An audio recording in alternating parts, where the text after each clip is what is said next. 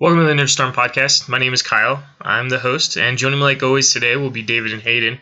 Lots of stuff went on last week with the Game Awards and PlayStation Experience. We discussed a little bit about the state of certain things with the video game industry as well. This was a fun episode only due to the fact that David and I have a lot of back and forth as far as the state of the video game industry. It was really fun to discuss that. Please enjoy.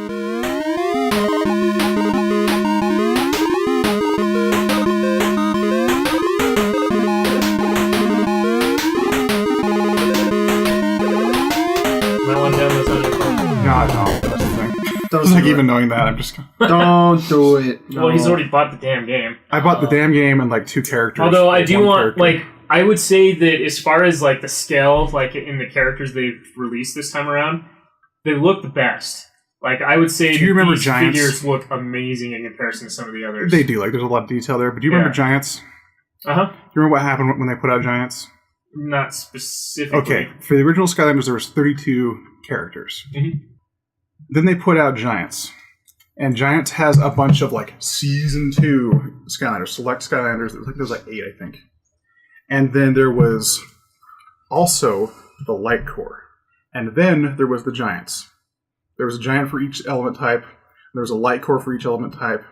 And there was new characters. And then there were also the Season 2 guys. I thought Light Core started with Swap Force. Dave, that's a cool shirt. No, it was Giants. I didn't even notice. No. Yeah. Hearthstone shirt. Yeah, I even made a comment when we walked in the door. I was like, "Ah, that's an awesome shirt. It's a good looking shirt." Everybody made fun of my Murloc one. You got the sweater? No, the Hawaiian shirt with like the Murlocs. The Murlocs on it. Like the Murlocs across like have like different Hawaiian things. Like one's got a tiki mask, one's got a lei on, one's got like a surfboard. Everybody made fun of me. Tubular. But yeah, like anyway, like so you put out the first Skylanders that was like 32 characters, and that was like I think at the time we averaged it out to be like $400 to get everything. Stupid, yeah. Yeah. So it was like triple that when Giants came out. Yeah, and people like they really only, and got really super pissed off about it. Because it was like, okay, well you have to, like, there was a reason to buy every, like even the Season 2 ones because they had like a new WoW POW. That was like the thing. Like they were more powerful than the old ones. Like, okay, that's great. But yeah, so like, that was the thing, like, okay, everybody that bought Skylanders, the first Skylanders like kind of, like, did that double take, you know, we're like, what are you doing with this? So after that, they were kind of careful with the ones they were putting out. We're like, okay, here's, what was it, Trap Team? Like, they had like 2 Skylanders for every element type, but like, you didn't really need to worry about the other ones. And like, that was still kind of greedy, but yeah, at the same time, like, you only really had to buy the ones you wanted. Mm-hmm. Which is all you ever had to do. But like, well, there's I mean, also that's like, aside from, like, you just had to have an element of each type in order to basically beat yeah, but that's a game that also plays to, like, the collective nature of it. Like, there's achievements for having a number of, like, the... What? There is? Like, really? Yes. That's a little messed up, because that makes you feel like you're forced to buy that stuff. And only if you're an achievement. So, like, if you have it's supposed to be an extra reward just for having that stuff. Like, and, of course, it's multiple things, because there's an achievement, and there's also, like... if you have 1 life Skylander, but you've got 7 fire Skylanders, because you've put those 7 Skylanders on the pad, they're like, oh, well, your fire type Skylanders are now 7 times more powerful because you have more of them.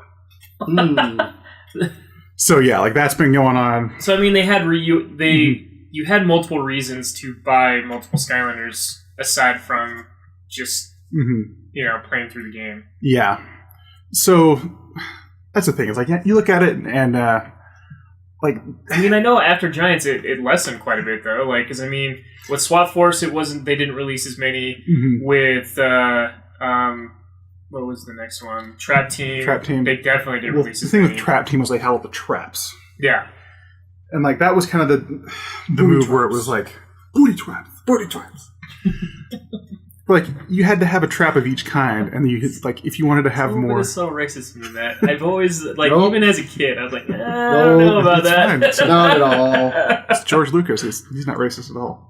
Well, I mean, it wasn't just George Lucas at that point. It was Steven Spielberg as well. Yeah. Do you remember that giant deformed Asian alien in the cockpit of the Millennium Falcon in Return of the Jedi? Yeah. Oh. Anyway, Anyway, back to Skylanders. So the thing about this is like, what was the last one that came out? Superchargers. And that one had the vehicles. Yeah, that one had the vehicles. And like the thing about that is like, okay, well, I could buy one Skylander, but he's also got a vehicle that corresponds to him. And what's funny about that game specifically, that was one of the best reviewed of the Skylander. That one was games. actually really fun, and they updated the engine, and like it played very differently from the other ones. Like it looked a lot better. Like it was the first one that was really like developed for like the new consoles, and so like it was fun to play. But the other thing about that is like, well, if you've got your Eruptor and you've got Eruptor's car, you can put Stealth Elf in Eruptor's car. Stealth Elf, she's not that up on Eruptor's like motorcycle. She's not in the know. When you stick Eruptor in Eruptor's car, it upgrades to like this supercharged version, and it's faster, has better stats. So another reason to force you to buy characters specifically. Another for reason, vehicles. But also it's like, why would you ever drive anybody with anybody else's car? Yeah, you know, exactly. like it's like, okay, well, if I put you in here, you just suck. Everybody just sucks for being in It's somebody like else's car. somebody in the Skylander like development team has OCDs. Like, no, only Skylanders for their vehicles can be in their vehicles. We're gonna screw people over otherwise. Yeah, you know, it was awesome taking Toad and driving Wario's car because you got a big speed up for that. Yeah. And also Wario's car is pretty cool. But so when Cadillac. they announced Imaginators, I thought the concept and the idea was really cool behind it. No, you can't.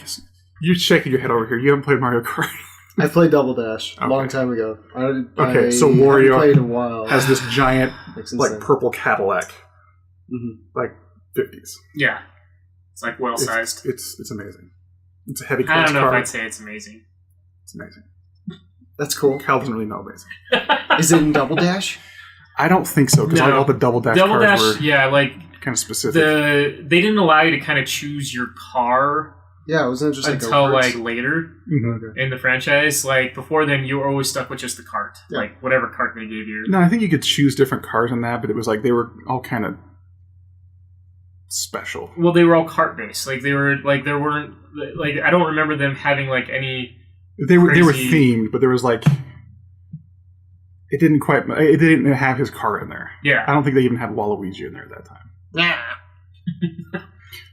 But with Imaginators, I thought the concept in it was cool and the idea was cool because you tell these kids, like, hey, you've been playing these games since the first one.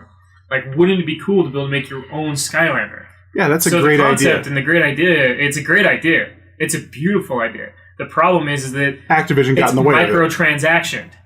Like, in order to build the Skylander you want, you have to buy little like game packs that have treasure chests in them, and then those treasure chests will unlock certain items. And it's a blind bag that they sell at a store. Yeah. So like that's the part that's killing me now. Is like that. Well, and I knew they had to do something because when they announced this game, like, hey, we're not even gonna have like a quarter of the amount of Skylanders that we've had in previous games. Like they said that. Like all we're gonna have is the senseis, and then aside from that, like we won't have any others. So so I was wondering, I was like, well, that defeats the purpose of that game, so how are they going to get their money? And these blind bags is exactly how they did it. And this is the exact wrong way to do it. Yeah. The exact wrong way. Because the thing about this is, you need to look at like, your Toys to Life market. Okay, Disney. Effing Disney. Yeah. Came in there, made like 100 and something characters for it over 3 years, or 3 iterations. And then abandoned it. Like and said, like, this marketplace is not big enough. Like, we are not seeing a growth in it, and we're out. Yeah. Like, after Lego came in there. And if you can't sell a toy of Buzz and Woody next to the thing barfing lava, there's a problem. It's like I said, I don't think that had anything to do with that they weren't making money. No, like that was the thing, is like that was one of the specific things was when Lego joined the marketplace. Yeah. The market did not expand. It stayed the same, and they took a chunk of it. Yeah. And like a lot of the reason Disney left was because there was mismanagement on the part of like how many toys they were producing. I think we've talked about this before. Yeah, we have talked about it before, but, in length actually. So we won't discuss it too much. But that's the thing is like Disney. If Disney comes in and they say this isn't working out and they're gone, maybe that should signal your company to go like, we ought to treat this a little bit more carefully and not just. burn this to the ground. I mean, to bring Lego Dimensions up, I think their way of doing it is probably perfect. It's better, and the thing about it is that they have, again, you're selling the thing that barfs lava. Yeah. Versus Scooby-Doo. Yeah. Versus Adventure Time. Versus Ghostbusters. Ghostbusters. And they are versus trying Back to make the Future. Skylanders way more popular. Like, the Netflix cartoon is hugely successful right now. Mm-hmm. But that's the thing, is like, that's a free TV show. Yeah. Well, but the thing is that, like, so kids are watching this on Netflix, right? What are they going to be asking for come Christmas time? The toys. Skylander Imaginators. Water doll. Because of that. The Critters Townhouse. The Hot Wheels that change color underwater. She got that last year. This year she wants some kind of Hot Wheels track. My point is that not every kid's going to ask for it, but kids that are watching this cartoon, that's what they're going to ask for. That was the whole concept and idea. I mean, they spent... The voice talent alone that they have for that cartoon is ridiculous. George Clooney, Brad Pitt. Oh, it's not that ridiculous. It's not that ridiculous. Okay. That would just be insane. Yeah, it's Jack Black. George Clooney is the barfing lava monster. Yeah.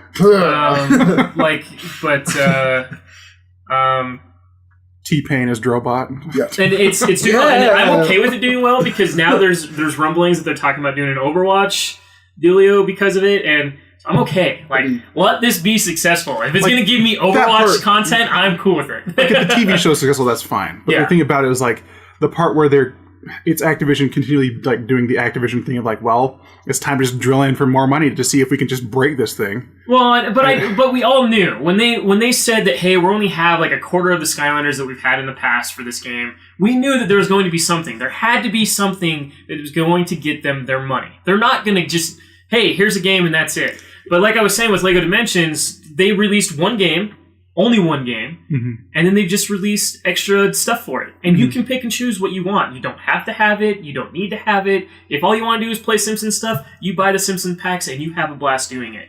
Or if all you want to do is the Scooby-Doo stuff, you buy just the Scooby-Doo stuff. But they're Legos. Like, that's the thing. Is it's like, you've got there's a Doc Brown minifigure. There's a Marty McFly minifigure. You know, like, and some of these they've never actually made in the Lego universe. And that's the so thing this is about the it, only is, way like, that you can get these Legos now, which is probably the coolest thing. Like, I mean, Goonies. Yeah. I mean, seriously, they have Goonie Lego minifigs. We got, like you're saying, the Back to the Future stuff we have traps. now. What's that? Booty traps. Yeah. Traps. To me, it just comes off as it's like, this is Activision doing the thing that Activision loves to do, which is like, find some way of corrupting something good. Take a franchise and just run it into the ground and try to find something else. Well, the thing about it is, like, they don't have anything else now. Yeah. You took last year and you sunk Guitar Hero and Tony Hawk and Call of Duty. Well, we knew that Tony Hawk, that was going to happen with Tony Hawk, though, because that was their last time of being able to use that license.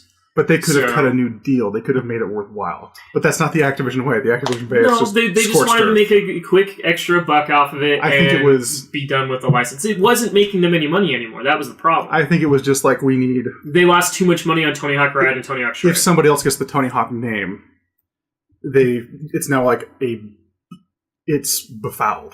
Yeah, well, I can tell you right now, I don't think it'll happen. I think Tony Hawk's done. Like, he got so much crap from that game, and it wasn't his fault. Yeah. You know, like, that was all on Activision.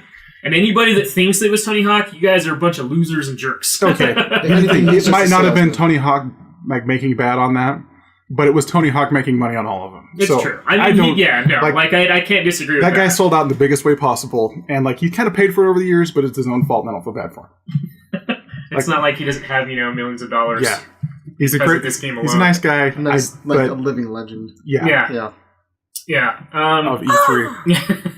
So to jump off the Activision deal, you wanted to talk about Star Wars. Star Wars. I want to talk about Star Fox. I want to Star Trek. Why do we want to talk about Star Fox? They Star complained Fox. about a game that came out almost a year ago. Star Ocean. That we all know it had issues. I could complain about Star Ocean if you want. No, that was like 2 years ago. Okay, so I will let you continue about Star Fox, but I want to kind of explain to people why you're going to be upset with Star Fox. So Star Fox came out at the beginning of the year. Here's the issue that Star Fox has. It's the exact same game that we've played on 2 different consoles. No. It is. No. Here's the thing. If it was even remotely as good as 64, which I think was the perfect Star Fox game, I would have been fine. If it was just a remake of that, it would have been fine. It is though. No, it's not. Yeah. It's not. because they took the Wii U and said, like, okay, let's take this franchise and just try to cram it in here. Just make it fit into this stupid box that we just need to, there's got to be some second screen functionality. Oh man, what if motion controls? What if you could like hold a button to aim down your R-Wing? Wouldn't that be cool? What if, okay, here's the scope of Star Fox. What if it could transform and be a bird? Like, what if we could take, a game on the 64 that worked perfectly and make it work less perfectly, worse, awful, even for a system that's dead. just so we can have a title on our. Well, but that was the complaint, though, is that like it did feel kind of broken from the Nintendo 64 version, but they didn't really do much more with it aside from put a new coat of paint and broken controls. That's the thing, is like even with the new coat of paint would have been fine. But the busted controls was the part where it falls away. I disagree with that, though. I disagree that they should have, like, when they talked about that game, if we want to talk about false advertising as far as marketing for a video game goes, they made that sound like that was an all-new Star Fox adventure. Mm-hmm. This is going to be a whole new Star Fox game that we've never played before. Mm-hmm. And there are parts where we've never played it because they added extra stuff to it, right? But it is down to the basics of that game, the Nintendo 64 version. It is that Nintendo 64 version with the new coat of paint. It's not really, because there's a whole lot of new segments and stuff. Like it's the same ideas, but like that's a game that I played. So the game is the same, but they have little like offshoots in the areas that you go to. So like, hey, you know how you were forced to go straight here? You could take this right, and if you take this right, that means you're going to fight a whole different boss, and it's going to open up a whole different area. They did the same crap in the Nintendo 64 They did, version. But like what I'm saying is like, okay, I've got the cinematic, like the way I can remember these levels like perfectly in my mind from Star Fox 64. I played a lot of that game. Yeah. And I know like where the different paths go and whatnot. Like it's not the same. Like it's the same ideas of like, here's Corneria, here's the space fight. Here's the 6 ships that are going to come by at this exact moment that you're going to need to shoot down. No. Yes. No. Yes. They don't do that. Like it's are you talking like the fighters, or are you talking the big ones? I'm talking about the fighters. Okay. Like just the random trash that you kill. It's the exact same. It's the same kind of idea. Like that's kind of Star Fox. And it's almost the problem that's like Mario getting. Okay, it's the act of Mario stomping on a Goomba. But you're still fighting the exact. They come in the screen at the exact same time. Like you could probably take the Nintendo 64 version and this Wii U version, play them at the same time, and see the stuff come into the screen at the same time. It's not that. Like they've reworked it in ways that like would have been interesting, but like the way they've made the controls in that game are just so god awful. And no, I agree with that. Like the controls were terrible in that game. There's no reason for you to actually hook it up to a TV. And you made fun of me because I went out and bought this dumb game. And not only did I buy this dumb game, I made fun of you before you bought it. Yeah. Like I looked at this going like, well, this is probably other than the Zelda game that's coming out, this is probably the last game we'll be buying on the Wii U. Mm-hmm. So this is the wrap up of the collection. Yeah. And I also went out. I bought the Falco amiibo, the Rob amiibo, and the Fox amiibo. And so far, the Rob amiibo has done nothing. So I'm glad I bought that. But like, when you're in like the planet select, going to the next level, you can hit the amiibo button on the touchpad and like put on Fox, and he'll make your R-Wing look like it did in the Super Nintendo version. Yeah. That was super cool. Or you put Falco on and it turns your X-Wing or your R-Wing black and red. Mm-hmm. Which now it looks like, freaking Poe Dameron's R-Wing. X-Wing. It's an R-Wing in Star Fox. I know, it's a play on Poe Dameron's X-Wing. Poe Dameron's R-Wing, because it's his colors, but it's an R-Wing. Agree to disagree. Okay. It makes it look like this thing and this other thing. It's a play on, it's a mixing of genres. It. No, you didn't, because you fucked it up. But, like, as far as this goes, like, been bashing quite a bit on Nintendo lately. There's another company I kind of want to bash on today. Bethesda? No, it's not Bethesda. Oh. Nothing bad Sony. and negative to say about Bethesda. You don't have anything bad to say about Bethesda? It's always with Sony. their freaking... It's always Sony. You're totally fine. Well, no, I'm not going to let you screw... Like, you're totally fine with like what they're doing with like reviews and stuff. We've already talked about that. Yeah, we didn't talk about that on this podcast. Did we not talk about it? We did not. I'm pretty sure we talked about it on the podcast. No. We talk all the time. Like, I forget what we talked about on the podcast now and what we don't. Like, that's something that, like, I've decided to not buy Bethesda games going forward because of that. Really? If they don't have faith in a consumer to read a review, or they don't have faith in their products to... I don't think it's that, though. I don't think it's that. That's the message I took from that. The problem is that people will trash a game just to get views. That's the issue with the media. If everybody was honest, this wouldn't be a problem. If everybody was honest about the way they approach things. Because their games aren't bad. Their games are not bad. And So it's not like they're trying Doom to hide got something. average reviews, and that game is phenomenal. One action game of the year. Yeah. Like, that game is great. The places that gave them average reviews were not reliable. Skyrim bad reviews, and that game got Game of the Year, I would like to note. Skyrim got Game of the Year. Not this year, when it first came out. when it first came out, Skyrim got Game of the Year. And people still gave that game bad reviews because they knew that people would click on their damn webpage just because, like, hey, I didn't like Skyrim. Skyrim sucks. Yes. Here's But why. here's the thing. There's tons of other games out there that this happens to. It's not just I don't think horror to be honest, publisher Bethesda. I don't think it'll just be Bethesda that jumps on this bandwagon. I think you will see other companies. And probably that's the start doing danger. this. Like, the thing about it is there's always going to be those outlets out there that do this kind of stuff. Just, you know, it's like the guys that say, like, the Warcraft movie was the worst movie ever made. Yeah. No, it wasn't. Not even close. Well, the other thing is that for whatever reason, people have this like hate and craziness about pre-orders. This is probably the publishers trying to battle some of that as well. And to me, it's going the opposite way, where I'm going like, well, if you're going to do this, I'm not even going to pre-order. Like, again, like I said this a couple weeks ago, but like, money is the only thing they're going to understand. Yeah. And like, as far as Bethesda's concerned, like, it's everybody deals with this, and they have enjoyed good sales on their games. People bought Doom. Yeah. People bought those other games. Well, but so people did buy Doom, but Doom still did not get the amount of sales that they were anticipating. The craze that people were having for that game didn't match what their sales. What in their brain said that Doom, a 30-year-old franchise, 25-year-old franchise, was going to sell gangbusters all of a sudden? I mean, people asked for it, though. People have been asking for it. But that's a vocal minority. It's just this sounds exactly like Square saying, like, "Oh, the Tomb Raider didn't sell 5 million copies, so it was a failure." Yeah. No, and I disagree with that too. Like, it's so okay. So as we're gonna do business 101 real quick, okay?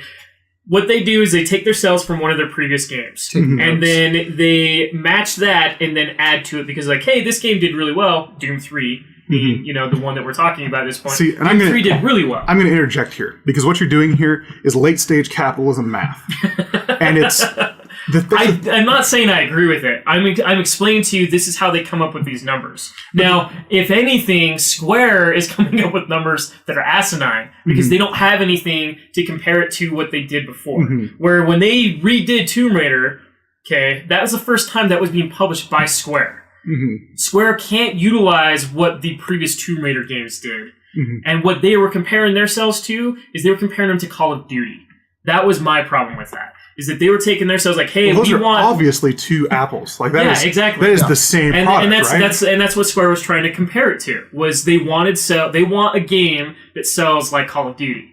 And when Tomb Raider didn't do that, they're like, oh well, we need to abandon this franchise. I'm glad they didn't, because Rise of Tomb Raider is probably better than Tomb Raider. I think they got a Tomb lot Raider of is flack amazing. from like when they had that post that went out where they were disappointed in sales for it because it didn't hit that. Yeah. And there was a huge backlash from everybody on the internet. Yeah. So like, what were you expecting? This did amazing, and you need to like check yourself. Like I think they had that traveled all the way up the chain where they're like, oh yeah, that was real stupid. Like we've got something here, and let's not ruin this. Yeah, let's not screw it up. Get our heads out of our own ass.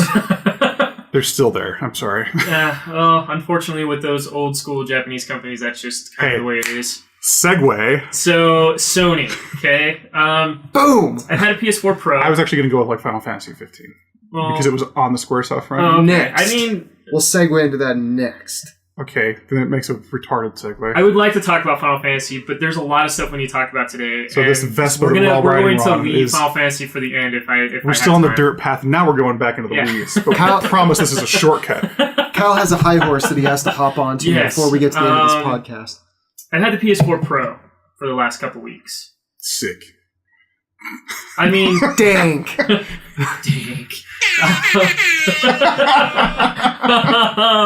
So with the PS4 Pro, I mean, it's not a bad console by any means. Like, if this was the console that Sony had released from the beginning, I'd be like, hey, this is a great console. You know, not a lot of bugs, not a lot of issues with it. Just got that Sony name on there. We're talking about that really cool Spider-Man font, right? We're talking about PS4 Pro, and it is within the generation of the PlayStation 4 in general, right? all the games that have already been released for the PS4 can work on the Pro. You know, all of that stuff. Microsoft I want to jump in and talk about Microsoft real quick. When they announced their Xbox community, okay, they said every system iteration that they release at this point on will still play all the same games. All the controllers will work for them. Everything that you already have will work on every iteration of the Xbox One. Now, we all know... when Super Smash Bros. Comes out, we won't have to worry about the GameCube controller not working, right? Man, I can just dedicate myself to having just a terrible controller and playing the same stupid fighting game for the rest of my life. Man, thanks, Microsoft. That's foresight. As far as... it's killer instinct. We know that eventually, inevitably, the original Xbox will be... subpar in comparison to what, the newer versions of the Xbox One will be. Yeah. So that one won't be usable anymore. However, PS4 Pro... I would say not usable, but it's iterations like your phone. Like there'll be games that'll come out that won't work on the original Xbox One because they're just too outside of the realm of possibility of actually... This is 5 years after the Scorpio release, and that's the new standard. Yeah, exactly. It's your affordable lower end option. Yeah. You can still do most of what you want. It's like the Xbox Arcade version. Yeah. I mean, it's kind of the same small idea. games. Yeah. You can't play the huge ones. So is the idea here, what I'm taking from this conversation is they want to basically move the majority of Xbox 362 backwards compatibility and then keep all that going forward? Is that what I'm understanding? That's kind of the idea. Like, what Microsoft wants to do is, what they're trying to do is build a community upon the Xbox system. I mean, I would just like to say, the backwards compatibility stuff, already is, it wasn't something I was asking for. I didn't really care. And I didn't care either. But having it there... It's convenient. It's nice. Great. Yeah. I go back there man... No, there's a convenience to it, and that's one of the things that I like about Microsoft. So Microsoft announced all this stuff, okay? Because I want to jump back onto the Sony thing. Microsoft announced all this stuff at E3, okay? Sony doesn't announce the PS4 Pro until September. Okay? Announce. That's a good word. Yeah. I mean... It kind of stumbled out of we already kind of knew term. that they were working on it, but, they announce it, and... It's going to play games. I would say it was more of supposedly. There was a Sony exec walking up some stairs and a turd fell out of his pant leg. He's just flopped on the ground. Everybody knows about the PS4 Pro. Oh, look at this nugget. So they announced this, months after the Xbox One Slim has already been out at this point. It's been out for about a month. The Xbox One Slim will play 4K Blu-rays. It will do 4K streaming. Kyle, it won't play games at 4K, but it does do the HDR. Answer the question. What? Do you have a 4K TV? I do not have a 4K TV. Do you have a 4K TV? No. Thought about buying one. Someone asked me if I have a 4K TV. Do you have a 4K TV? I don't have a 4K TV. Okay. I don't even think you have an HD TV. So I mean, and I will jump into that. I bought my TV when Halo 3 came out. Yeah, that's old. It's only 10 years old. Yeah, only. It still looks great. But with the... My point here is that, 4K is relatively new. It is new, but my point is that, okay, so Microsoft, they built this system. It's technically it's not at the same level as the PlayStation 4 Pro, because the PlayStation 4 Pro can play 4K games. Kyle, what did they build the system on? On rock and roll. Okay.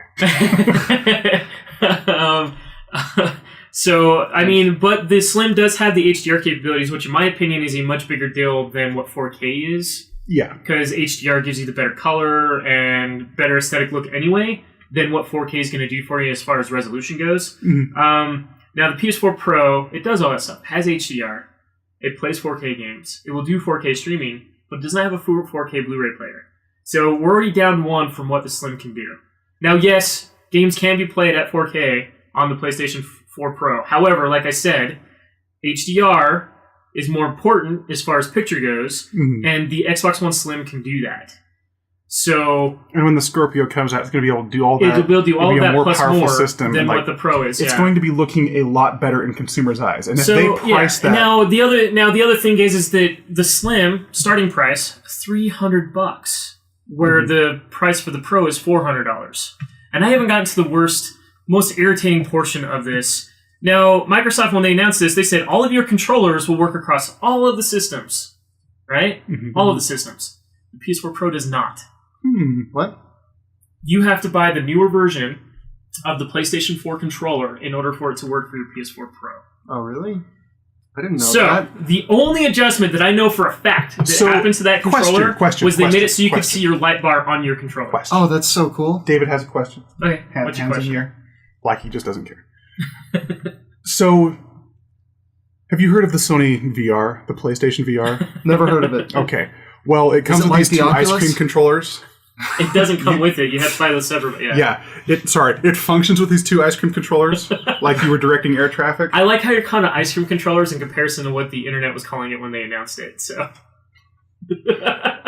that's a naughty word. So my thing here is like that is not new technology. That's PlayStation 3 technology. Yeah. No. Like. So why does that work on the PlayStation Pro? Yeah. Because they've said like this is the new thing. Like, this is what we're focusing on. See, and this is what's irritating me. Microsoft announced this stuff back in June at E3. All this stuff got announced at June in E3. They had months of time to fix this issue with the PS4 Pro. Mm-hmm. We were talking, you have to buy new controllers for your system. Oh, and by the way, new controllers. Like, you're limited to black, the gold one that just came out, and then I think they updated the white one, where it's the new one. But none of the other colors have been updated. So camo, blue, and red have not been updated to work for your PS4 Pro yet. All right, I'm just going to come out and say it. That Sony's options for controller colors has been stupid by comparison to Microsoft. Well, like, I think 10 years running. You're definitely getting off tangent as far as like where we're going. No, I'm just saying that like let's go back. Your options for colors for them is like just dismal by comparison to Microsoft. Like, oh yeah. It's and even like Nintendo, yeah. Like you get like the Link controller, the Samus controller. You know, like they're at least like those aren't actually Nintendo branded controllers, but like they did have like that. well you don't get because it's licensed. Yeah, it's licensed by Nintendo. Yeah, this is our thing. Yeah, yeah. No, but like they did make their Bowser, their Toad, their Yoshi, Mario, Luigi, Princess Peach. Those controllers, those controllers, the Wii remotes are actually really cool looking. Like, no. Like, I do agree with you as far as, like, aesthetic and color and stuff like that. Like Sony seems to be kind of behind the times for that. But Sony had months... Just that aspect, I would argue there's more. Sony had months to get this fixed for the PS4 Pro. And, yes, the PS4 Pro, it works great. You don't need it. It works like, great. It doesn't... On some like, games. There's no reason to have it at this point. If you have 4K TV, if for some weird reason you want it to run on 4K, hey, have at it. But every single PS4 had a firmware update where it has HDR. Here's the thing. And that's what you need out of a system right now. I would bet money that when the Scorpio comes out, it has none of these issues. I don't think it will either, because, like... I think Microsoft's going to look at this and go, like, we're not going to do any of that because look at how it's blowing up. I know we praised to Phil Spencer, like, almost every freaking podcast. We love you, Phil. Okay. Like, he is smart. He is smart about the decisions he's making right now. You look at what Steve Ballmer did for the Xbox One and how that got just so screwed up. To getting that out of the gate and what. Yeah, and he went to a company that was like in like dire straits. Yeah, like Phil Spencer moves up and says like, just crank that wheel back the other way here and let's get into like what people actually want. Yeah. The less stormy parts of the fancy. Yeah, and like let's get back over to the Caribbean where things are nice. Well, like happy. People like video games. To give Steve Ballmer's like if had it worked, he would have made a lot of money through Microsoft. Okay, it was a ballsy but the move. problem is that it was a ballsy move and it failed. Yep. Here's the thing. Yeah, there's been a couple of decisions he's made that kind of fall along. Like his ideas were he wanted to get Microsoft into the hardware side of things. Yeah. Sooner. Mm-hmm. And I think there is a universe in which some of his decisions would have paid off, like the Nokia thing. Mm-hmm. But I don't think there is for the Xbox One. I think that was always, like under him, it was always targeted at a group of people who were not buying that machine. Yeah. Like, I think he was fundamentally flawed in that, and like he did not see it. Yeah. And it wasn't until the numbers started pouring in that someone goes like, hey... you're pretty dumb, dude. Yeah, you made some really bad decisions. You need to start looking for another job. Yeah. We're not going to fire you. He's like, okay, I'll buy my own job. Find another job. Team manager for the Clippers. Check it out. It's a pretty expensive job here. I'm pretty cool. Isn't he? Basketball. He went to Zynga, right? I'm pretty sure that's what happened. He's got a and couple then not to things, mention, like he went to Zynga at like the worst possible time because they're that company was bleeding money like incredibly hard. One of the other things is like he's been friends with Bill Gates since college. Yeah, and like this relationship or these issues that he was creating within Microsoft, like have strained that to the point like they don't really talk anymore. Oh, that's interesting. That's too bad though. That's so sad. Like to make those kind of friendship. like business, like. But it's the kind of thing where you have to recognize, like, dude, you're getting old and you aren't as connected as you thought you were. Whereas like, Phil to Spencer be honest, like I said, I think he could have made the same decisions Phil Spencer did. The problem is that he wanted to go in a different direction where he could be on top.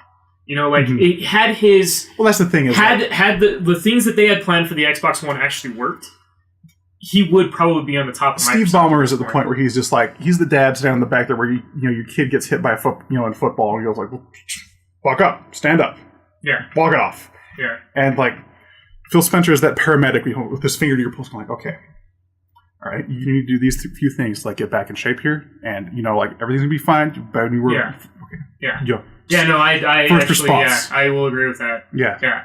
If you look under his shirt, like Phil Spencer has a Red Cross tattoo on his shoulder. It's real. Look it up. I kind of want to see this. But he always has an active first responder card. Like active first responder card keeps up always has every year. Like every year he goes in for that retraining. He's certified in CPR. If you would like us to spread more rumors, send your email. To jump back onto the Sony stuff, though, don't buy the PS4 Pro. I've seen him swallow a Volkswagen. There's no reason to at this point. Stick with your PS4 that you already have. Yeah. You have the HDR compatibility. Mm-hmm. Your games will still look great. Even if you are tempted, like think about this. This year, 4K TVs are still very expensive. They're not as bad as they were, but they're still expensive. Next year, it's going to be even better. Yeah. Like they have to keep coming down because as technology improves, it's just that cycle. Next year, you have an option of like, well, Sony's going to have to be competitive with Microsoft. They're going to have to announce another console. Whether or not they said it's in September that we won't be announcing anything new anytime soon. I 100% disagree with that because they will have to stay competitive with Microsoft. I disagree. Now, the one thing to know about that, it depends on what the price of the Scorpio is, to be honest. Like, if Microsoft comes out like, hey, it's going to have a $500 price tag, here's the thing. I think that's going to hurt them. I don't have to be like $500. I really hope not. I disagree. I think Microsoft is in the position as a company to put that at competitive pricing. $450 at most. I think you would see either they match I think you do. If they are serious about this, they put it at $350 or $400. So, like the only reason for this being like this is their chance to get out ahead of Sony. And if they've already started that. The moment they announced the Slim, Microsoft has been. But you need the groundswell to keep it moving. Yes, no, this is true. However, they can't sell a system at a loss. They can. Okay. Microsoft as a company can more than Sony can. They can. Kyle, it depends. I know what you're saying. On how much of a loss it is. If we're talking like, hey, you're going to lose $100 on every system you sell, they're not going to do that because we almost lost Xbox during the 360 period because that's what they did.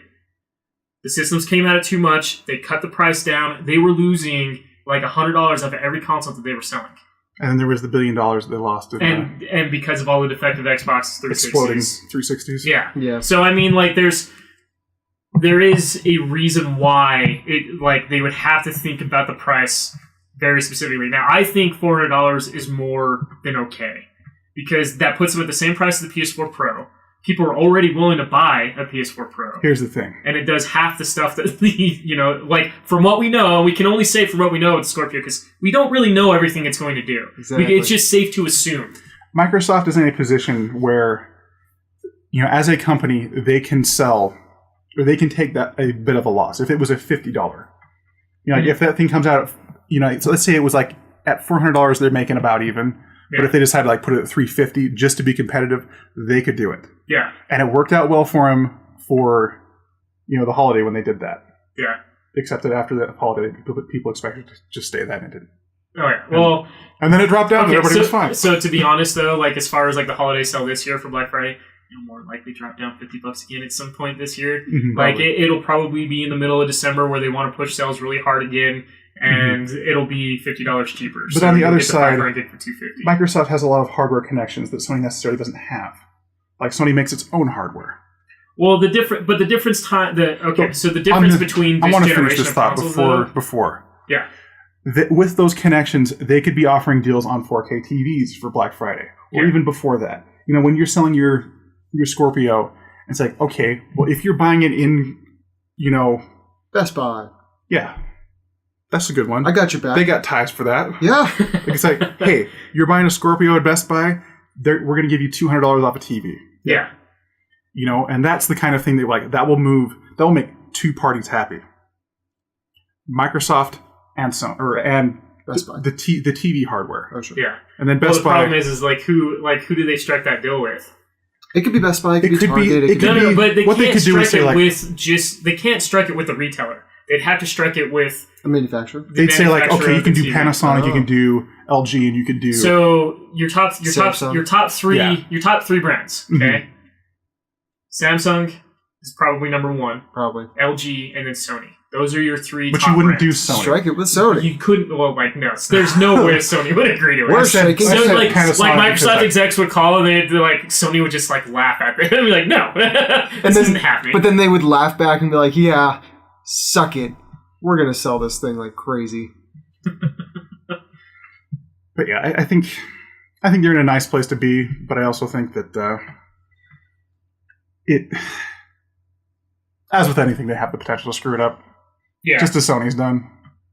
Well, I and that's the thing. Like, and it's true. Like, you must have faith in Phil Spencer. Microsoft was on top coming out of the 360 and the PlayStation 3, and they instantly hit rock bottom almost. And so was Sony coming out of the PlayStation PlayStation 2. You know? And yeah, like, no, that's true. Like, it was the same thing. You know, Sony was on top of the PS2 coming out of that generation, and they hit rock bottom the moment the PS3 happened. The difference here for a lot of the same problems, like they like almost the exact same problems. Xbox One announced a price tag on it that was a little too steep, and they said people will pay for it. And then they said that, oh, by the way, like you won't be able to trade your games in, you know, like you're going to be stuck with them, blah blah blah, you know. And then Sony did the same thing with the PlayStation 3, more of just like the high price tag, and basically, and they said this at E3 for whatever crazy reason, we know people will buy this. Like people will pay, $600. You get a second and third job to buy a PlayStation 3. That's worth it, right? For Ridge Racer. Yeah. But to kind of jump onto the news that we had this week, there was a lot. We had a lot of game announcements, okay, and funny enough, a lot of them came from Sony. You run it by me, I'll tell you if this is news or not. Okay, ready, go. Run it by. Okay, so Last of Us Part 2. Not news. It's too news. I mean, we kind of knew it was already in development, but they actually announced a trailer, all that stuff. They showed trailers. Here's the thing. An official announcement. Yeah. I don't want more Last of Us. That's too bad because you're going to get I don't want more Uncharted. I want Naughty Dog to be doing something new. Like Crash Bandicoot. No. So, hey, you brought up Crash Bandicoot. They finally showed off what Crash Bandicoot Remastered is going to look like, and they gave it a name, Crash Bandicoot Insane Trilogy, which means that all three games are going to come in one. That's awesome. That is great. You get all three games. It's not news. All remastered. It's not news. In beautiful glory. I haven't played any of the Crash Bandicoot games. Have you played the Crash Bandicoot games? I played one. It was a long time ago, though. See? That game is great. That's a no Those when it was bad. Those games are great. Hey, so I bought a game on my Wii U the other day after I got super disappointed in Star Fox. Do you know what it was? What was it? Blaster Master Enhanced Edition. And how was that? It's the same as the other game. It just works on the Wii U. So is that news? It plays better than Star Fox. And that's all that matters. But yeah, we had a lot of news come out of... we had a little bit of news come out of the Game Awards. There's one game in particular I kind of want to talk about with that. Overwatch winning everything. Well, like Overwatch won tons of awards, which was great. And I didn't really want to jump into too much of like who won and who did win. I did want to bring up Overwatch though, because I mean, when don't we like to bring up Overwatch? We are Blizzard fanboys at the greatest. This might be a sore spot. It makes me feel good that Overwatch is the one that won. Like I'm glad it won, but man, they screwed up competitive mode pretty hard. Oh really? We have some grievances from last night. So like they've made it now so like after you do your placement matches, if you're in the platinum tier, you can't play with the gold tier. Okay, so they basically took what they've done with both Heroes of the Storm and StarCraft. But here's the kicker. All right. So we played last night, and we've got 4 of us together in a party. We had 5 at one point. Yeah, but Landon didn't complete his placement matches. That's true. So me, Hayden, Miles, and Megan. I'm in the gold tier at 2,300. Yeah. Miles is in the silver tier at 1,600. And I'm at 1,800. He's at 1,800. Also, Megan was at like 20,000, like just barely in the gold tier. Okay. We played all our matches together. Mm-hmm. All right. Miles was doing exceptionally well. He was doing at the top of his game. Like he wasn't dying. He had a massive amount of kills.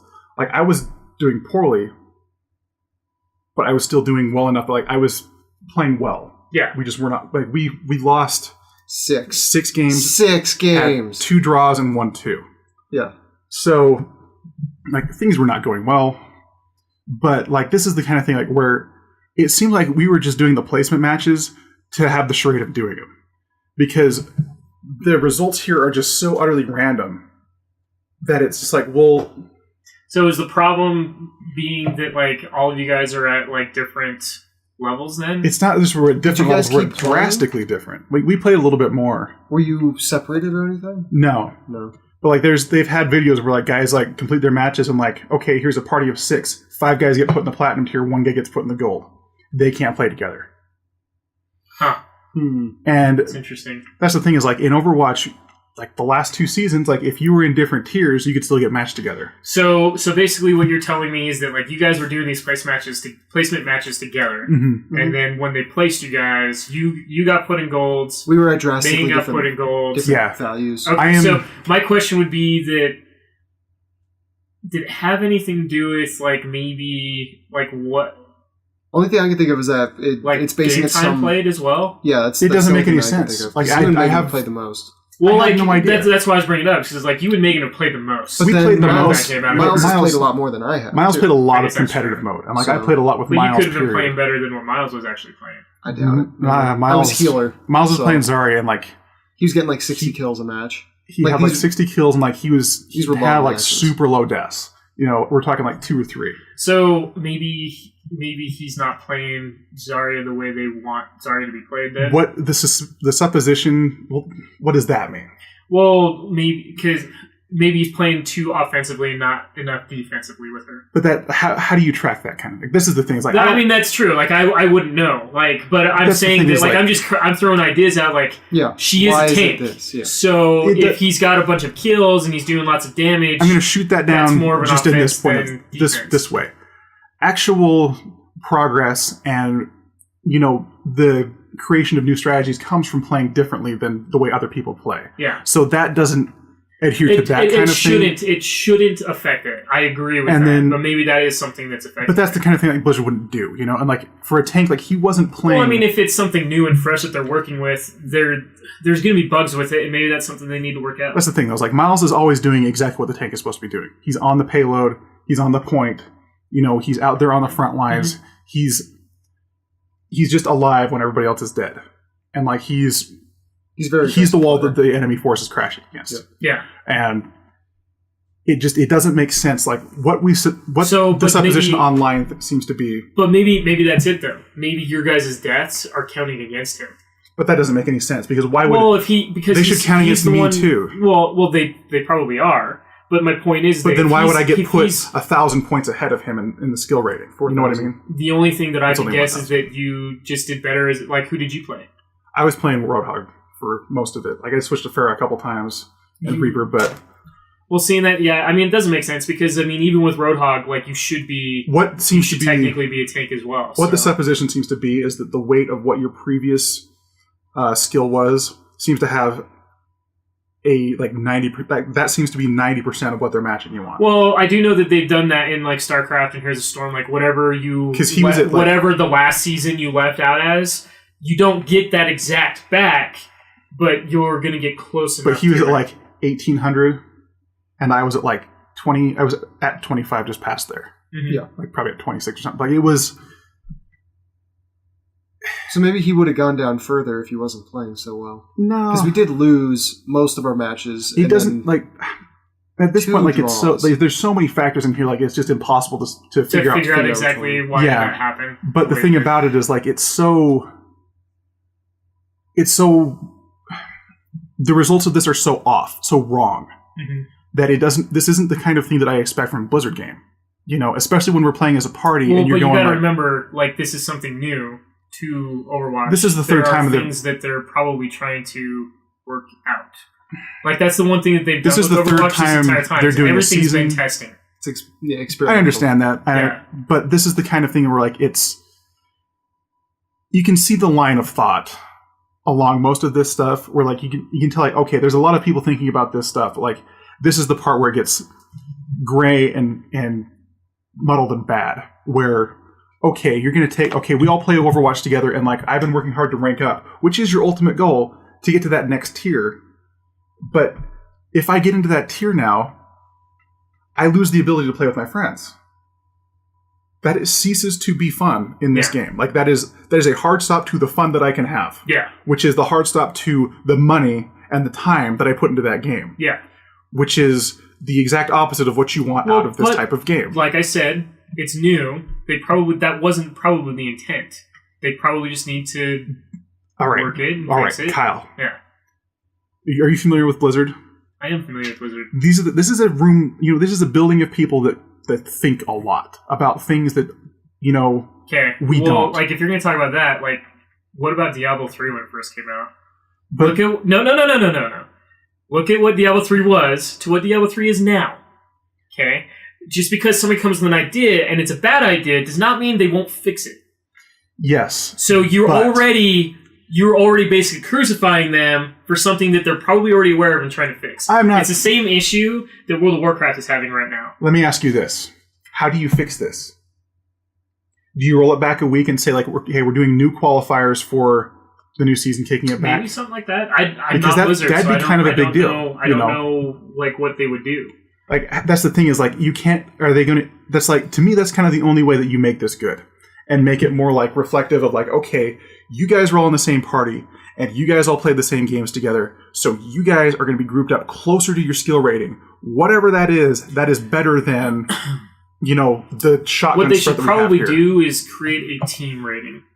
They have that. So they had that last. Like it would give you an average of like the team. Like it's like okay, these 4 people together have this average, and then we'll match them with these 2 people on their team, and then create another team that has a similar average within a couple of points that you get matched with. That was already in there for season 2, but is that not in there this season then? I haven't really been, I'm sure it is. I just haven't like watched the screen close enough. But it was just like we were so kind of distraught over this development. So, can you still play in the competitive modes together?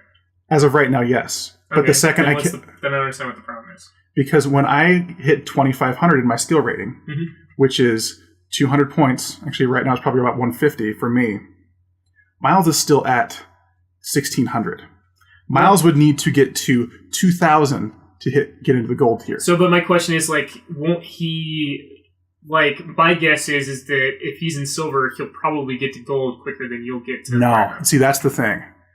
Is it seems like the lower down you are, the more in flux the points are. When I hit platinum, I wasn't losing in as many points as I was when I was playing in gold for last season. This is also something that might have changed. But it was also just an example of just like, okay, well, we lost this match. I lost 10 points. Miles lost 80. That's interesting. Well, I mean, the season just started. Give it time. See what happens. Yeah, I'm just saying, things like, might this seem is broken now, but like as we get further into the season, there might be something that's going on that we're not aware of in the background. It's just a bad state of affairs and very disheartening for. You're starting to sound like the people. This from new World of love of Warcraft my that's, life. Freaking out about legendaries. Like they the don't freak out feel over the legendaries. legendary. Yeah. Everybody gets one. Hey guys, I got It's the not reins of the That's spectral. not even. That's not the I got the complaint. reins of the astral Those are cloud complaining because they serpent. don't get them. I got the reins of the Astral Cloud Serpent, by the way. Like a Sparkle Dragon. It's pretty cool. Just want everybody to know. I just ride around on that, and I've got my Celestial Dragon mini pet flying But right to behind. kind of jump off of the Blizzard stuff, Just Speaking- sparkling up. Game the Award streets of show? dollars. speaking of Blizzard, Like, it's a dragon made of stars. I You don't understand? care. And I've got a smaller dragon made of stars. Only because I barely missed out on that mount, and it was stupid. Anyway, so there's a new game That that guy was they correct. announced at the Game Awards that has some ex-Blizzard developers on it, on top of some ex-BioWare vets, on top of some old Riot game Oh boy. developers as well. So we have 3 of probably the biggest development studios out there right now. Right, it's not that. Talent. Are they making an esport? Right, it's not really a big studio. I don't know if you know this. They just primarily work on a World of Warcraft mod or a Warcraft 3 mod. Like, that's kind of all that game is. Isn't it called Dota? No. Yeah, it's called League of Legends. I was kidding. Yeah, well, actually, you're right. Yeah, the mod is called Dota. Thanks. No, but Dota 2 is actually not that. It's actually a different group of modders working on another different version of it. Yeah.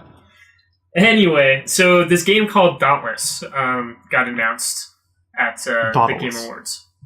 Dodaless. Dauntless? Dodaless? Dauntless.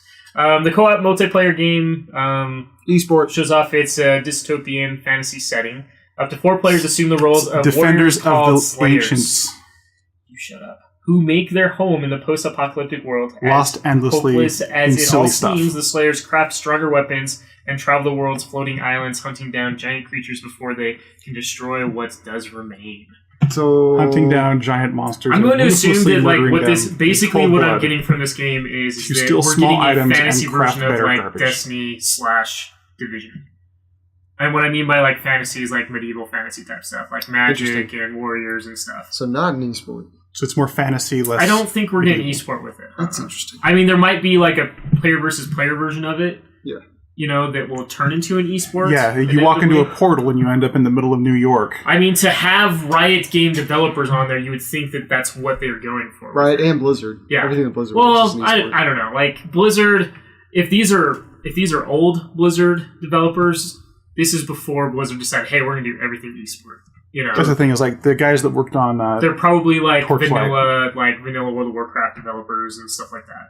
the guys that worked on Torchlight were all old Blizzard developers Yeah, too. yeah. And Torchlight 2.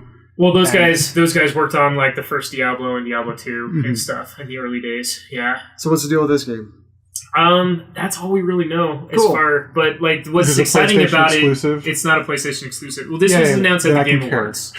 This was announced at the Game Awards, so this is not something Sony specific. I guess I would like to specify. Okay. I'd like to clarify that point. I'm not poo-pooing it because it would, if it was a PlayStation exclusive, I am excited for it because it is not a PlayStation exclusive because my crowd of people that I play with is on the Xbox. On the Xbox. And if it was a multiplayer game Yeah. where like the focus is on that stuff, I would not be playing it on the PlayStation. Yeah, exactly. Yeah. We could, though. You and me alone. We could. All three together. of us could. But we're not. It's going to be like, well, Hayden, are we playing this tonight? Nope, we're playing Overwatch with everybody else because we got to get our ranks up and get back together on this skill rating thing. Yeah. Also, they got new Christmas skins for Overwatch, so we really got to get that stuff going. Roadhog and Santa. Have they announced it? Have they announced when that's going to happen yet? Miles They says haven't, Tuesday. but we expect. The internet has been saying Tuesday. Tuesday. I mean, that makes sense. Kyle, I bought a $50 card. I'm ready for Tuesday. Yeah. But no, I'm excited about this because, I mean, we have BioWare developers, Riot Games, and Blizzard developers all on this. And it's a type of game that I know that I would love playing. Mhm. And if it's going to bring That's the thing is, like, if you can take the Destiny formula and fix it, just from the start, make it not suck. Just fix Oh, you it. mean just have content?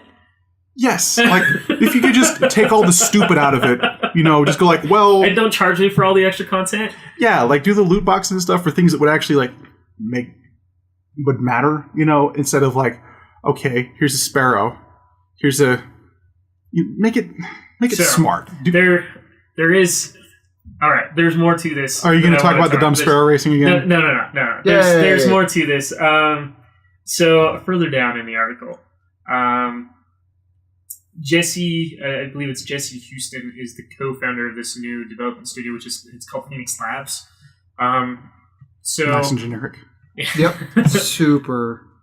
unlike people are saying that it's looking a lot like Dark Souls and Monster Hunter as far as like the like the concept and idea flavor behind of it. Yeah, like you're going to be killing stuff, building your own weapons and stuff like that. So there'll be a lot of grinding involved. So he came out and said that unlike those titles, this game will be free to play, downloadable title. It's coming to just PC for now. Ooh. And players who want to see more can check it out later. Free to play. Well, I'll check it out later when you decide to release it for It'll be free to play, and like the general so masses. here's the Yearning deal. to breathe free. All it says is Phoenix Labs. They don't have a publisher behind this yet, and that's the reason why they haven't announced a console. That's fair enough. So It's harder to develop for the console. Yeah, like it's once they have a publisher back. You have to replace all it'll those be Steam easier. logos with Xbox and PlayStation logos. It's really difficult. David, Those it's David. JPEGs are not free. Okay, wait. It's harder. Let's to talk develop on about the game. console. Let's talk to the game developer about this. Hey, how hard is it to develop for a console? Now, luckily, the newer consoles, it's been easier. It'll pop up a but- prompt to say, like, hit the F key, and like you have to replace it with B. But there's specific things like that a most of picture of a Microsoft B can button. do. in Yeah, order to exactly. make a game for their console. Yeah. That's the problem. Number one, don't suck. Like I mean, that's. It Sorry. can still suck. Hashtag kill all zombies. Suck. So I mean, it makes sense. Like they're going to announce, hey, it's only coming for PC right now because they don't have a publisher helping them back this. It's just this small development studio talking about it. Yeah. So, but them getting it out during the Game Awards, like I'm sure there's publishers now looking like, hey, yeah, let's talk. I'm Let's sorry, chat. were you getting it like the Steam Greenlight thing, how that's easier to get through than like Microsoft and it is PlayStation? not easy to get through Steam Greenlight. That's what I was It is gonna, like impossible to get through Steam. It's They've kind of dumb changed American it now. Idol voting contest. They've kind of changed it now where like pretty much anything that gets like if you get like 500 votes, like you're in. Cool. But No, I mean, consoles, you have to deal with so many extra things. Like, you have to have extra servers for it. You have to I have all support this. a game group on Patreon, and like every time they announce a new game, they have to re-greenlight everything. Yeah. And it's like they've already released a game, and like one thing was like they're releasing DLC, and they're releasing DLC for their game, and they have to get that greenlit, and it's just like what are. Okay, Yeah. they've put out. This is the fourth or fifth time they've released this stuff, and you still have to get this stuff greenlight. Yeah. Like, Yeah. Wow. So to kind of jump further into Okay, one more thing yeah. on the subject of Steam. David always has So- one more thing. Yeah. So I always was one more thing. Always. ripping through my old picture file of just random stuff that's like held in my OneDrive that I didn't know was there, and I had this great quote from Gabe N. circa 2004. Half-Life 2. Oh no, it was like. Ah. 10 years from now, Valve may not be remembered as, the studio that shipped on time, but we will be remembered as the studio that always shipped great games. And I thought, no, it's 10 years from then, 12 years actually, and you are the studio that's remembered like, oh, we stopped making games just so we could pump our digital download service and try to, pump money out of that and then not fix the issues that it had. That's what I'm remembering from Steam right now. Yeah. It's like, this could be better, and if this is your full-time job for everybody that's working for you, this The should problem be is better. it's not. Like, so the one thing that Valve's been doing instead of the game development is they've been working more on hardware. I think that's their issue. They basically gutted their development community that they had and brought in hardware engineers. That's the main issue that Valve's having right now. They still have a development community. I'm sure they're working on I'm not. either Left 4 not. Dead 3, Half-Life 3, or Portal 3. I'm sure they are working on something like that. However, because of that means it's just taking longer. That's the reason why we're not getting Half-Life 3 right now. That's the reason why we're not getting Left 4 Dead 3. That's one of the reasons why we're not getting Portal 3 right now, is because their development studio that they are utilizing at this point is super small. All right, prove me wrong, but I don't think there's ever going to be a Half-Life 3, Well, a Portal 3. there may never be because Left 4 they'll Dead never 3. end up getting out because they don't have a big enough development studio to build it. That's what I mean. It's like it's never going to matter because like they're so engaged in this other stuff that does not matter. When Microsoft switched over to the Windows 10 model, To be honest, that was Valve's signal to like, hey, this is a fool's errand you're on here. I know, like, out of your personal spite for like what was going on, but to be 5 years honest, ago. though, the one thing I will give Valve for this is that them doing what they started doing, even though it didn't really work out in the long run, forced Microsoft and Sony to build the PS4 and the Xbox One the way they did. Had that not happened, development studios would be having the same issues that they kept having developing for console. So in a way, even though we're not getting what we want out of Valve, they still did something to help the overall gaming community.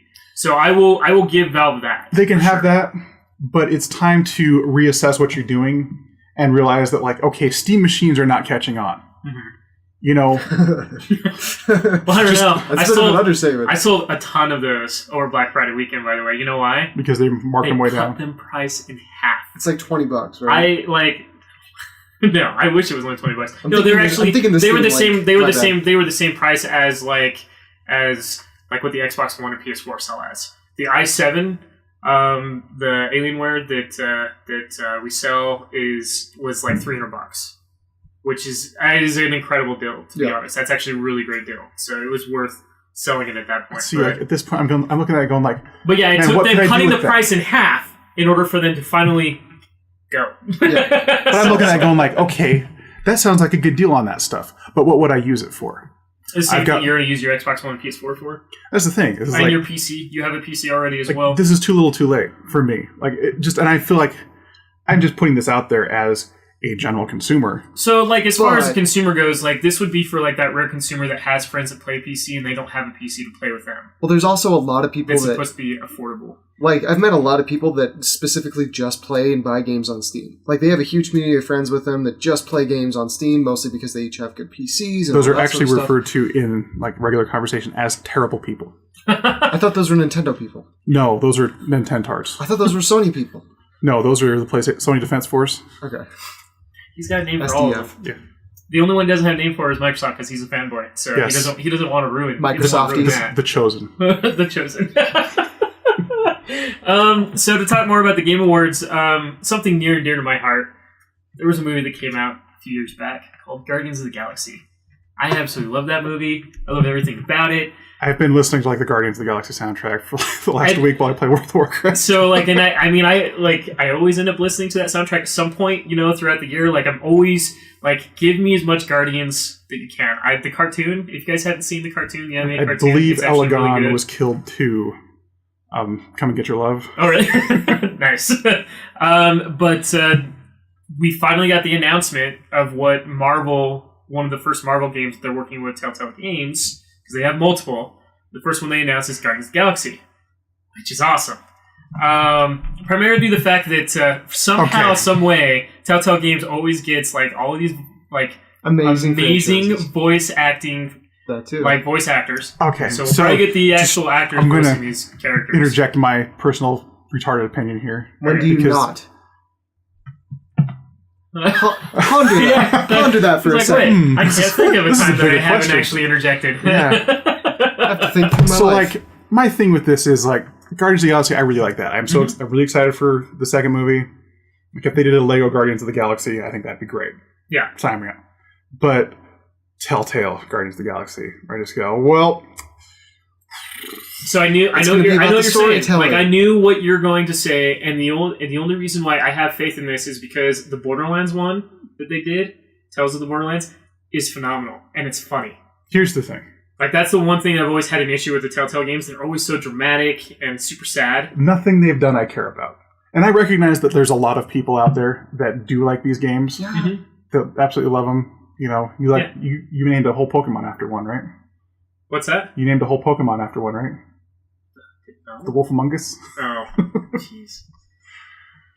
Good But game. though. Let's make fun of Kyle's accent that Pronunciation. he has. yeah, every apparently once in a people while. at BlizzCon were calling it Hearthstone. Yeah.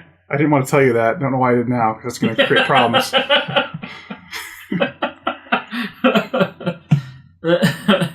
But my point in here is just like it's for me, like it's just another one of those things where just like I don't know if it gives me more Guardians, and it's the same thing. Like, so for instance, they talk about it played in Marvel's the Guardians of Jurassic the Park Galaxy. that was pretty good. Well, but that was like one of their first ones that they had done too. Like, You got to also do a need to knife remember fight with a Velociraptor. That was actually really cool. That was the coolest part of that game. that. in that's Marvel's Guardians of the Galaxy Telltale series, players will take on multiple roles. Cal, within that's the a note ragtag in the band of margin heroes. of your Trapper Keeper. Knife fight with a Velociraptor. And take the pilot seat in directing their escapades around the universe. It's actually the name of my new album. Knife fight with Knife a fight with Velociraptor. Velociraptor. Just be better if it's Velociraptor knife fight. Because then there's two Velociraptors fighting each other with knives. Also be a great album name, yeah. We are always honored to be working with the best creative partners and storytellers in entertainment, and working with Marvel on this series leaves us excited to share what we've been developing when it premieres in 2017, which I'm pretty sure it's going to premiere next to the movie. Like, Probably. it would be dumb not to. Yeah. The movie comes out May 5th, so I'm going to assume a week before, Hey, like normal when it I would comes assume to... after. should we take bets what the next Lego game is? It'll be Guardians of the Galaxy. I think so. Well, Did I accidentally leak that? No. There'll be a Lego Batman Did one, I 'cause know? They have a Lego Batman movie coming out, so it would be dumb for them not to do a Lego, Lego Batman But movie they've done 2 video of game. those. They've done 3 Lego Batman games. Yep. Okay. But And that's the this thing, one it's is like- specifically based off the movie. Kids are going to go see this movie, and the first thing they want is the video game. You know what I mean? Like, that's how they market it. Same That's money just the way grab it as works. I guess, yes. When they did the Lego movie one, that one was really good Every too. time they've released a Lego game, it's always been tied to a movie franchise lately. I But mean, they do, seriously. You're saying they do 2 a year, though, right? Mm-hmm. Yeah. And So so, like- we'll probably get Guardian. We'll probably Gosh, get a why Guardians don't we one. hate those games? We'll probably get a Guardians one at the beginning of the year. Roughly Now I'm around the going like, beginning well, of if the they do a Lego Batman and they don't do a Lego Guardians of the Galaxy, maybe they should do 3. and then we'll probably get the Lego Batman one later, later on. Batman. Actually, when is the Lego Batman movie coming out? Right, man? I don't know. Lego. No, I don't know. Okay. It's a good conversation. Yep. Anyway, but I'm super excited to get more Guardians of the Galaxy stuff. So I thought that was kind of cool to get an announcement for that. And on top of talking about that announcement, they released a new teaser trailer. I thought that was coming out tomorrow. No, it came out yesterday, I don't and wanna it watch is amazing. I don't want to watch it. Just so you I know, don't want to watch it. Baby Groot, best thing to ever happen in anything. I also watched the video of him dancing again. So. Oh, really? Yeah. You need to you need to see this trailer. I wish I could dance as good as Baby Groot. Oh my heck, it's great. A tree can dance better than I can. So to go from the Game Awards, 2 days later, we had the PlayStation Experience, which, strangely enough, there were a ton of announcements that came out of that. Like, way more than I thought there were going to be. Okay. So first, I have an acquaintance that I speak to on a regular basis Okay. who is maybe not, like, as up on... I don't want to say, like, they're not... They play video games. They play a lot of video games, but there are certain things that they're not as interesting, I guess, is the best point. Okay. Yeah. So they were watching like the new trailer for Death Stranding. yes, Insanity Made Incarnate. Which they did release another trailer at Game Awards, and I didn't really want to talk about it because nobody knows what it is anyway, so...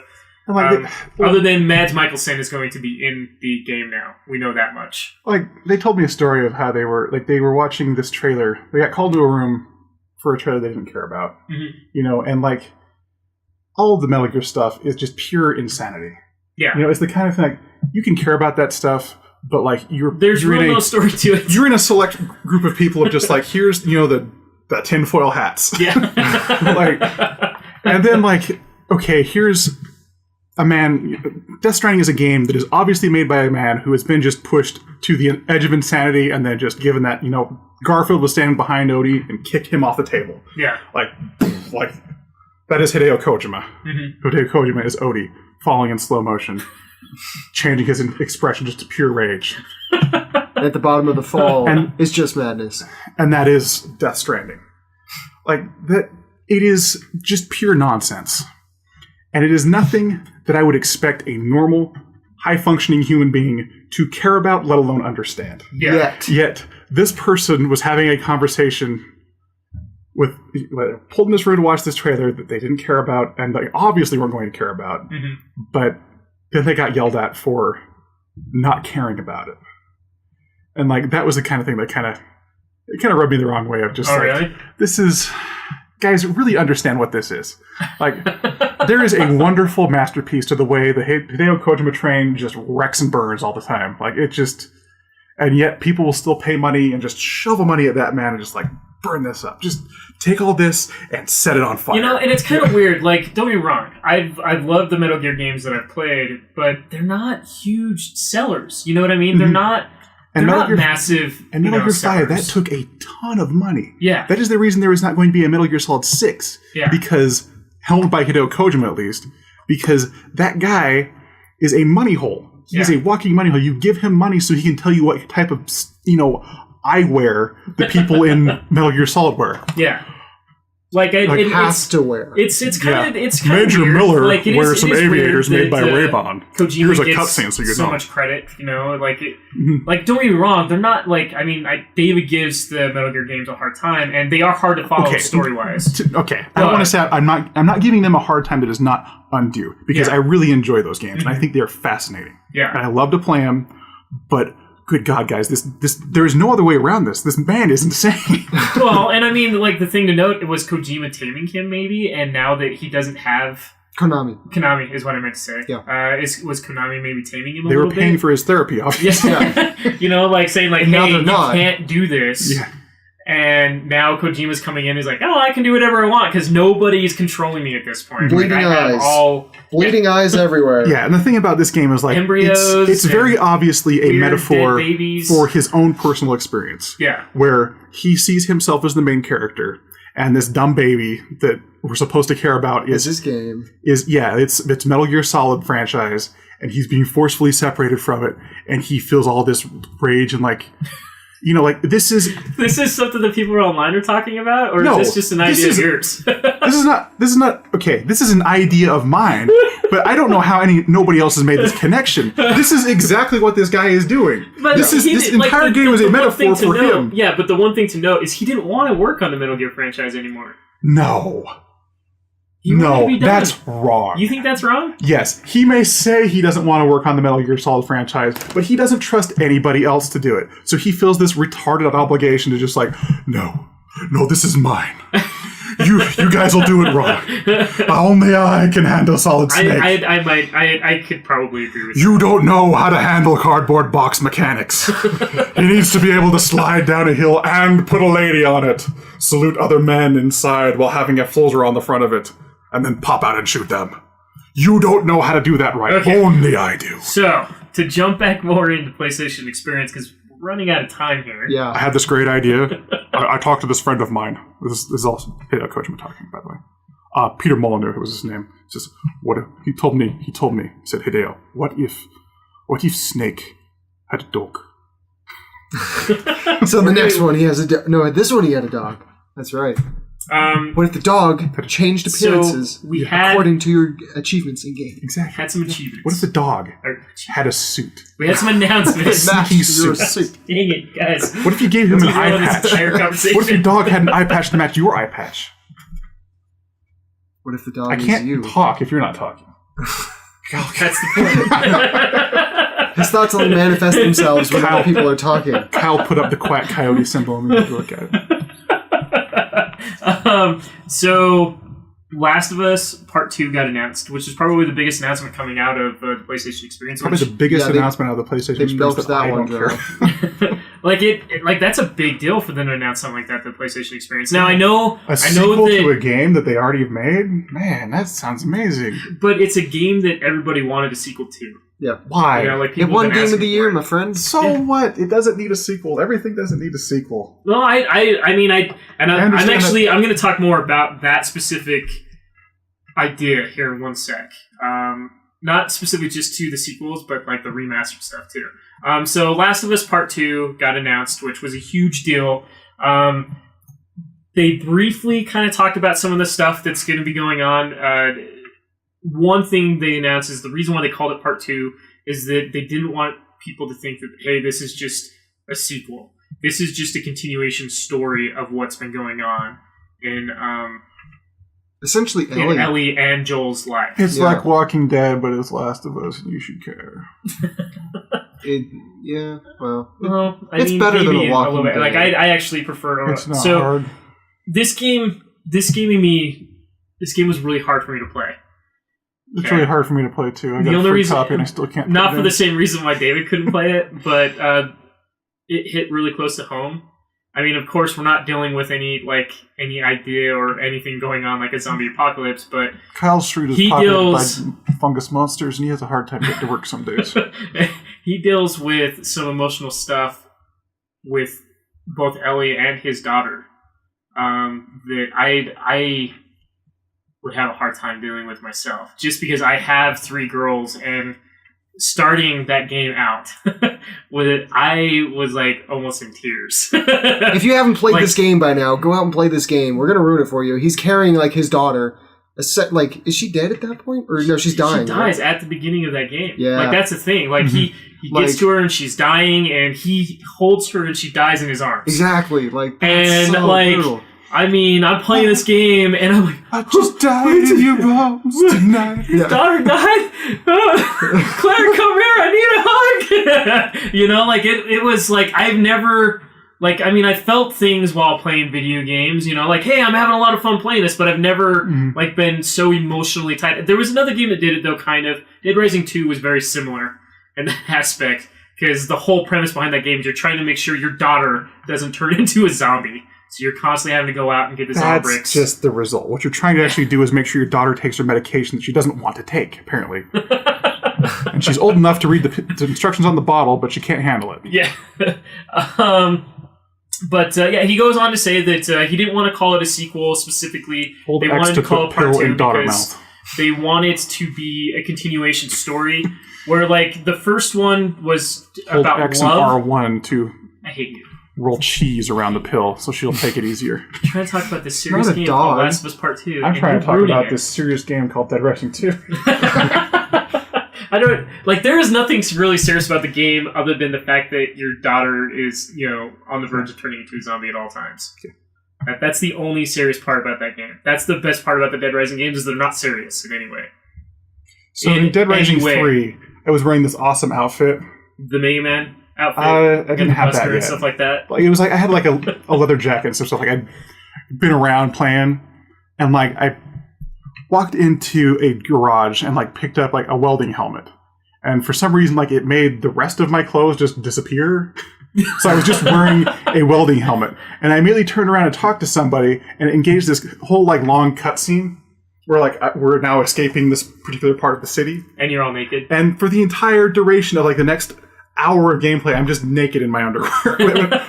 Underwear and welding helmet, and that's what I'm wearing. That's great. There's no shoes. It's just I'm fighting a gang of bikers and stuff in a welding helmet and underwear. Yeah. And that was the most serious time of my life in Dead Rising. So, I mean, The Last of Us, I mean, maybe not been like a huge announcement because we already knew that they were probably working on it. There's been leaks and stuff.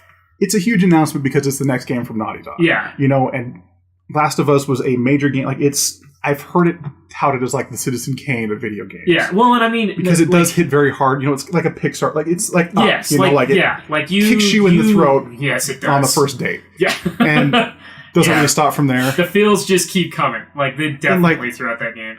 I understand that side of things, but for me, like I like a lot of Naughty Dog's stuff they did before. I like the Jack series. And they've always talked about doing another Jack series. So you want to talk about Naughty Dog before? You haven't played a certain game that Naughty Dog did before. Yes, The whole reason why Naughty Dog exists, hey, this is the next game I was going to talk about. Oh, that's right. The Crash Bandicoot remaster. Yeah, I don't care. We already knew that they were making this because they announced it at E3 this past year. And however, is it actually Naughty Dog making it? They're remastering it, though. Like, it doesn't take Naughty Dog to do that. Yeah. It takes some texture artists and you're good. Like, the basic components are the things that Naughty Dog created. I mean, you got to remember, Naughty Dog, they created Crash Bandicoot. They helped create Spyro. They helped, and by helping create Spyro, that helped create Ratchet and Clank. They created Jak and Daxter. They made, like, these guys are the reason why, and these are your words, the reason why those platformers are so great. Mm-hmm. It's because of Naughty Dog. Yes, and they keep doing these dumb games. They're not really into that at all. I hate it. You want them to make platformers 3D again? action platformers. I mean, like, Uncharted's kind of a platformer. I was fine with Uncharted 1. It's a story-based. Like, I got Uncharted 2 and never played it. And I bought Uncharted 3 and never played that. And I got Last of Us and never played that. You should have played Uncharted 2. Uncharted 2, I still think, is the best one. I just don't care. Like, I don't care about, like Nathan Drake, I think, like, the story there is done. Like Uncharted 4. Oh, like, so you're telling me that they could have just done one Indiana Jones movie? They could have left out some, yeah. Like the fourth one in particular? What I'm saying is, like, here's the thing. Nathan Drake came into existence after there were already Indiana Jones in the world. Like, he didn't occupy a space in the world where... Well, no, but my point is that why can't we keep telling a story about a character that's really fun to watch and listen to? Because I'd rather they do something else that's... I don't want to see the same stuff all the time. Well, no, Like, I don't disagree that's with you. entertainment. Like, Here's the thing. that is entertainment. It is, and that's And the other, I mean, to kind of to jump on what you're talking about. I'm sorry. Like, this is the part. I guess this might be the point of my life I'm at right now. But like, I didn't need Halo 5, and it took Halo 5 for me to realize I didn't need Halo 5. I'm like, but you'll end up buying Halo 6 when that comes out. I'll buy it used. I don't think you will. I will. Like, no, like that broke me. Like, that game. I spent so much on it.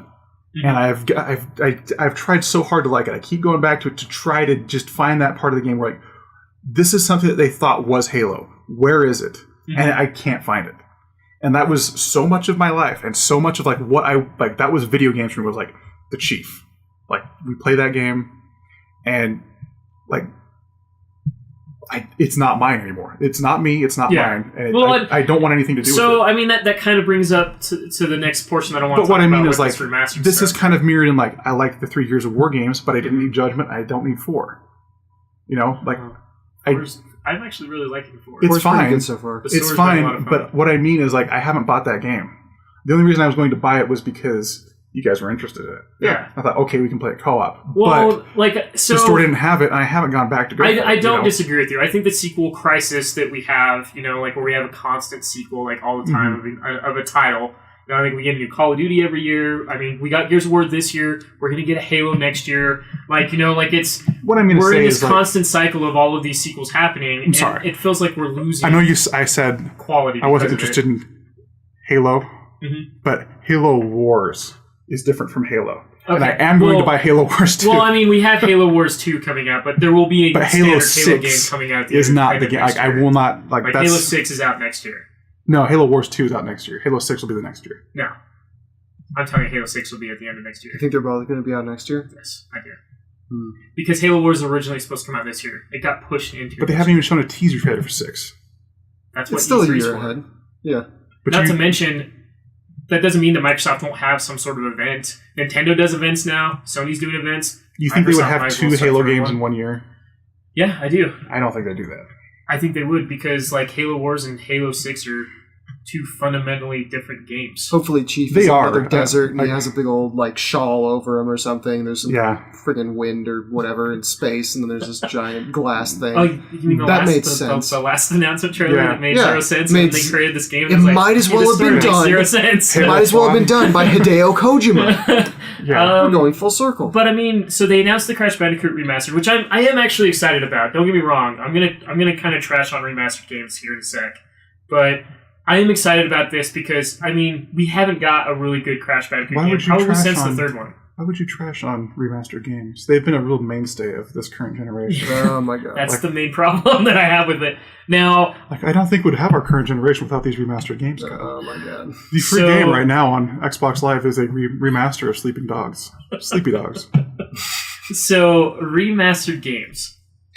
I have a love-hate relationship with these games because I do buy them. I love the ones I like. I hate the ones I don't. You know, like Is it kind of like that? I own both the Darksiders games. I can't tell you how many times I've bought Resident Evil 4. You know, like I've lost count at this point. I've bought different iterations of Chrono Trigger, Final Fantasy 3 or 6, whichever you want to call it. So, like, I understand the remastered process. Okay, it's quick would and you easy call to those put out. remasters, though? They are remastered, For Chrono Trigger? Yeah, they are. I wouldn't call that a remaster. It is a remaster. I'd call that like an updated version, not a remaster. A re-release. Yeah, like essentially. Oh, you mean a remaster? No. A remaster implies... We've gone back and redone parts remaster of the game. Is a dumb word if we're saying like, oh, we put this out It's again. a buzzword. It's a word that has ceased to mean anything. Well, I mean, Crash Bandicoot is a re-release of Crash Bandicoot. Like you know, like all your you're trying to find meaning in words where there's no meaning. When they put out the collection of was it Final Fantasy 4 and Chrono Trigger, they added a bunch of cutscenes that were done by Akira Toriyama. Okay, now that weren't in the original Super Nintendo game. Okay, but they didn't touch the main game. When they put it on the DS, they just re-released that game. I believe that still has the same cutscenes in it, everything, but they didn't touch the main game. It's just reworked to play on the DS. Like, I mean, they added stuff to the game. They didn't. They did. For the DS game? What was it? They had those additional dungeons at the end of the game.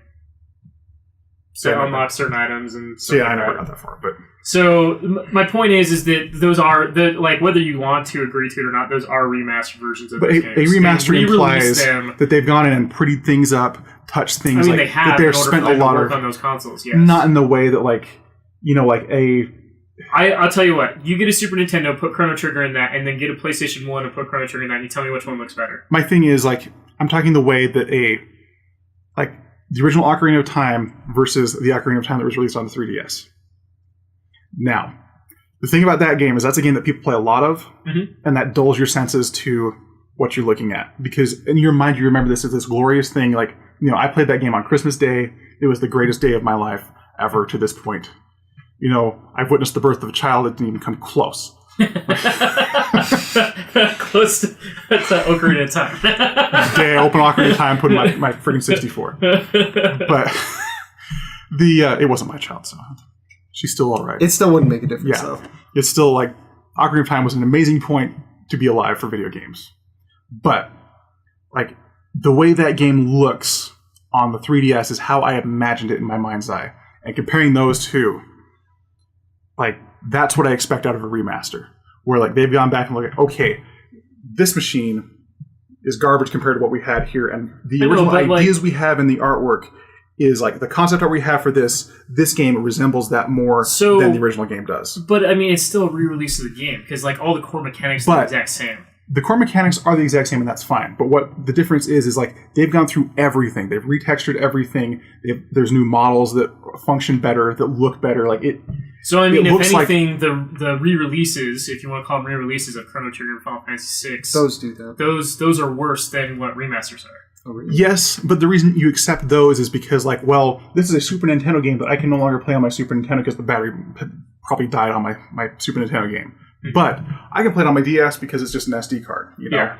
And I can play that forever now. So I've got an updated version that it just works. Yeah. And that's the idea of the re-release. Yeah. Whereas a remaster implies that you've gone in and done significant work. It's the problem that Konami's had with their re-releases or remasters because they're not really remasters. There's it's out again, guys. Remaster. That's the word everybody uses, right? Yeah. Oh wait. Well, and it's Capcom was doing the same thing, and Capcom is just trying to my issue with it is there's like I said, I have a love and hate. I buy them. I enjoy playing them. I know why they do it. It's to help kind of buffer that revenue that they need. This is stuff that, hey, we weren't planning on doing this, but hey, we could just do a quick polish up, throw it out, get a little bit extra money off of it. It's pennies in comparison to developing a full game. I understand why it's there. It's a necessity at this point, but it sucks that these are the announcement we're getting. So Parappa the Rapper is happening. Okay? Parappa the Rapper? It's the 20th anniversary. So before the 20th anniversary of Parappa the Rapper, they're re-releasing the right? that, Loco Roco, and Patapon on the PS4. Did you check the toilet on the left? No. Have you played Parappa the Rapper? Probably not. That would be an excellent stream. That was a long time that game was a lot of fun. And so here's the demo. I have the soundtrack. The demo is available now on the PlayStation 4. So if you want to try it, you can. So here's my issue with it, though, is this was a big announcement at the PlayStation Experience. People went nuts for this. Here's the thing. That is a bigger announcement to me than The Last of Us 2. That's because that's your preference, man. It's entertainment. It Everybody is. has their own. But, I don't know. I would just really like to see something new coming out of Naughty Dog, and I'm not getting that. I'm seeing... Let's do another one of the same. Well, I mean, they're done with the Uncharted franchise, and even though the Naughty Dog name is on The Last of Us, they're doing another one. That it's a different developer within Naughty Dog. That's a whole different development team that works on The Last of Us. I think one of the issues is there's been a lot of key people leaving the Naughty Uncharted Dog. stuff that you're talking about is the downloadable content for Uncharted 4. That they also announced at the PlayStation Experience, yeah. With Chloe. Mm-hmm. Okay. That's the story downloadable content that they pushed with the season pass. Cool. So that's what we're getting with that. They announced that as well. That was one of the other things to bring up. This was not a really mystery to everybody because it kind of leaked a little early. Marvel vs. Capcom Infinite. They had gameplay of it. They had trailer. The only characters we saw was Ryu, Mega Man X, Iron Man, and Captain Marvel, which pretty solid, 4-person lineup as of right now. I'm super excited they have Mega Man X in it. Pretty big deal. I enjoyed Marvel vs. Capcom stuff. Like, I enjoyed the first one. Really enjoyed the second one. So I'm going to play counterpoint to this. I was okay with the third one. I thought the third one moved a tad bit faster than what the previous two did, so I thought it made it harder to play. And I guess my older brain just can't comprehend that kind of gameplay at this point. It needs to slow down just a little bit for me. So did they show X-Men in there? So I that's one of the things I'm going to bring up. That's on the Marvel side. Now, I want to start with the Capcom side. You mean the Fox side? Well, it's still a Marvel issue. Because they still hold the licenses to use those characters in video games. So Fox does or Marvel? Marvel does. They have the ability to use those characters in video games. Marvel. So what you're saying here is Marvel vs. Capcom can have the X-Men in there. Yes. Yeah. Okay, so the things that have been... Stop it. We're going to talk about that here in a sec. We're going to talk about Capcom first. I want to talk about Capcom. Capcom is actually their real name. So, Capcom has another fighting game that's going still pretty strong, because they announced a character at PlayStation Experience. Akuma is going to be coming to... It's not going strong. Street Fighter V. It won Best Fighting Game. Yeah, it won Best Fighting Game. Not only that, but they won like $320,000 just like over the weekend for being the top spot. Rabid fanboys don't count as opinions. Anyway, so Street Fighter V had a lot of issues when it came out. We've discussed Street Fighter V still has a lot of issues. Like we discussed Street Fighter V kind of at length last week. That's the thing. Is just like, last week. That entire game, like that, the existence of that entire game, like throws everything that I loved about Capcom. Like it just cemented the point that like, okay, the company that you liked during the 360 era is gone. Well, and I will even go. I'll go further back than that. Like before Blizzard was a thing in my life, Capcom was probably the number one developer. Period for me. Yeah. Like, and that's over Nintendo because like I loved everything that Capcom put out. Everything I Capcom's thoroughly no longer enjoyed doing. on the original Nintendo, on the Super Nintendo, and then they made these great games with Nintendo, with the Legend of Zelda franchise, with the Game Boy versions of those games. Rescue Rangers. They did Rescue Rangers. They did DuckTales. I mean, they did the Aladdin game. They did the Lion King game. Like Capcom has done amazing games, and they've built upon franchises the curators that you wouldn't of think could be a video game. A large amount of very beloved franchises. Yeah. And the thing about it is nowadays they don't use anything. Yeah. It's Resident Evil or it's Street Fighter. Yeah. And that's it. Yeah. You know, like during the 360, you saw them trying to bring back a lot of things. And like I would buy Capcom games during that time just to show support for Capcom because I thought they were the most interesting studio at the time because of that kind of stuff. And now it's just turned like, well, we're the Street Fighter factory, and now we can't even get that right. Yeah. And that's primarily due to the fact that we talked about last week with the downloadable content issue that we're having. And so that brings to the point like, okay, they're doing another deal with Sony, which is what led us to the glorious pit that is... There's more to that. Okay. Now, one thing that Sony is very known for doing, they always say... screwing up. Screwing up is what they're known for. They always say, when they announce a game, this is exclusive only to the PlayStation 4. Yep. They did not say that about Marvel vs. Capcom. When they came out, they announced it, but they did not say that. So I do not believe that Marvel vs. Capcom Infinite will only be on the PS4. Do you think that that's going to be... As well. I think that depends on Sony deciding how much money they're going to spend on it. After the issues they've been having with Street Fighter V, I don't think Sony's willing to do the exclusivity again with it. Like they have no choice at this point with Street Fighter V. They've already the deal's done. They had to follow through with it. I guess that's my next question: is are they going to build that game like they built Street Fighter, where you have to have this retarded? That is what I'm worried about. That is exactly what I'm worried about. Like, so for instance, they actually kind of did that with Marvel vs. Capcom 3. There were two specific characters you could not have unless you had the collector's edition of that game. But that's two. Yeah. That's not 47 and then stages. Yeah, no, exactly. And then color variants. Well, like I said, that was just, I mean, two, that's very small in comparison to what. And who were those two characters?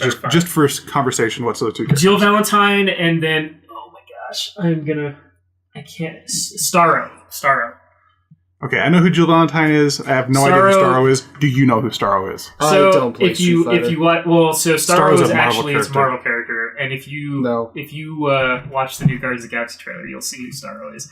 Anyway, yeah, my mind it seriously broke down yesterday when I watched that trailer. My point here is if you were a normal, just like, okay, I played Marvel vs. Capcom in the arcades growing up, you know, like that was a big deal. And here's Marvel vs. Capcom 3. I bought that game.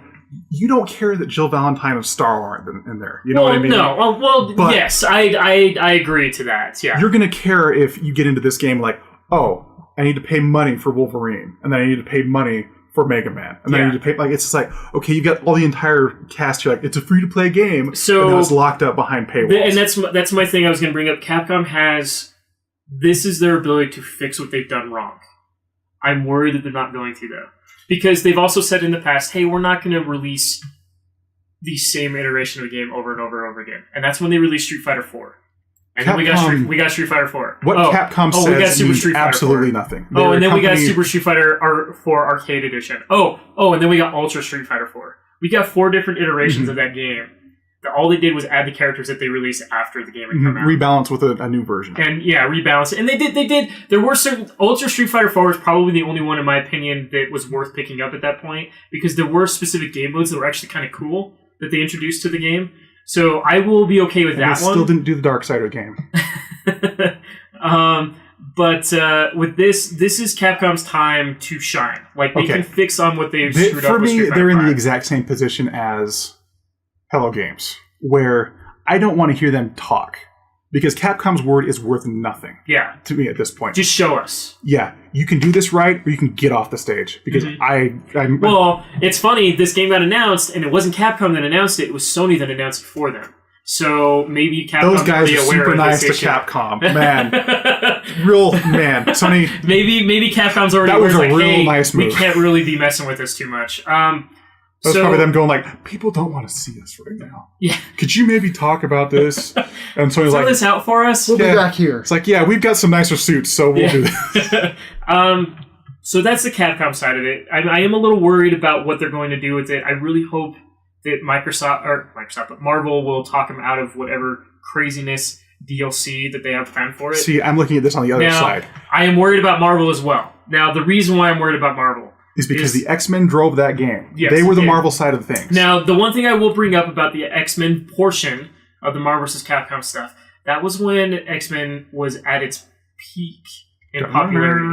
Yes, you had an animated cartoon that was hugely popular and actually drove people into comic book stores to start reading comic books. That cartoon did that. So it made sense in Marvel vs. Capcom 2 to make sure you had key characters like Cyclops and Wolverine, and they had Iceman, Wolverine, Beast Boy, Blue Man. Yeah, that's DC. Man Stop that! You stop that right now, Hayden. Bald Man in wheelchair. Don't be mixing franchises. Don't tell me that. So boy who here's what I'm worried about with Marvel.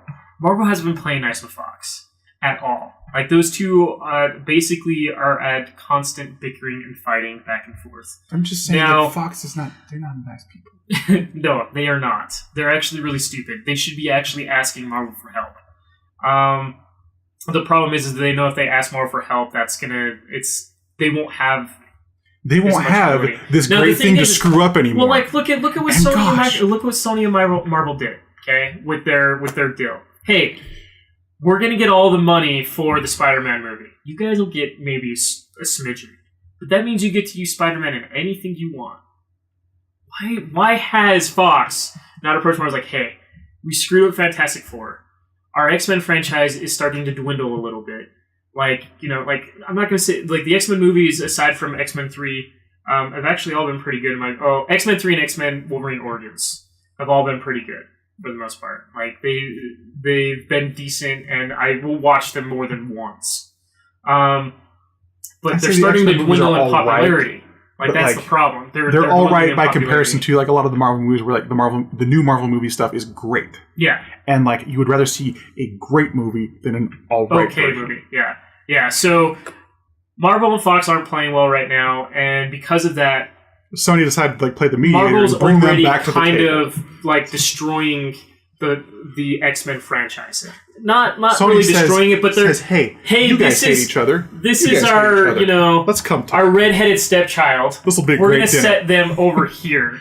Your mom and I are so proud. Yeah, we'll put people on the comic books. We'll let people work on the comic books, but we're not going to pay a whole lot of attention to it. The things that we're going to market are what we're currently putting out. Like, we've already seen this, like, with all of the Spider-Man cartoon, the Galaxy Guardians cartoon. We saw this with Disney Infinity. Oh, Spider-Man. Like, with the Marvel stuff, the only stuff that they put out was stuff that they were working on currently. Guardians of the Galaxy, they had a movie coming out, so they released that for Disney Infinity. The Spider-Man stuff, it was all based off the new Spider-Man cartoon. These are actually hidden characters for the new Marvel vs. Capcom. Batman, Spider-Man. Batman, Spider-Man. But I don't think we will see the X-Men in this because Marvel will want to focus more on what their their franchise that they're building upon. That already tells me that's what they're doing because they had Captain Marvel on there and they had Iron Man, which Iron Man is probably their biggest character right now in the Marvel, Marvel Cinematic Universe, and then Captain Marvel, they're working on a movie right now for that character specifically. So it's like, why would they bring the X-Men in at this point? They probably wouldn't want to. So, and I think that's the major flaw. Is like, that is definitely a flaw. Like, that is my issue with Marvel right now. If I had an issue with Marvel, is that they won't give us what the fans want. They just want to pump as much advertising and marketing into. And that's the thing to me is like, there is room in this game for all those people. Yeah, like, there is. If you're getting Marvel to come into your game, you have room for all the Avengers and all the old X-Men. The one thing I want to note, though, is that we will probably see characters that deserve to be in other iterations of the Marvel vs. Capcom like stuff. MODOK. Yeah. Like, we're gonna get the Guardians of the Galaxy characters in there, which is really cool. Like, we didn't really see those in any of the other games. We'll probably get the Inhumans, because there's some pretty cool Inhumans that would be awesome to be in there. Is Groot and Rocket two different characters? Or are they one? It could be one. It'd be funny to... I think it's more interesting to have them as one. Yeah. Yeah. Because then they play off each other's And on the Marvel side, or on the Capcom side, just because you're dealing with Disney, you could have Huey, Dewey, and Louie.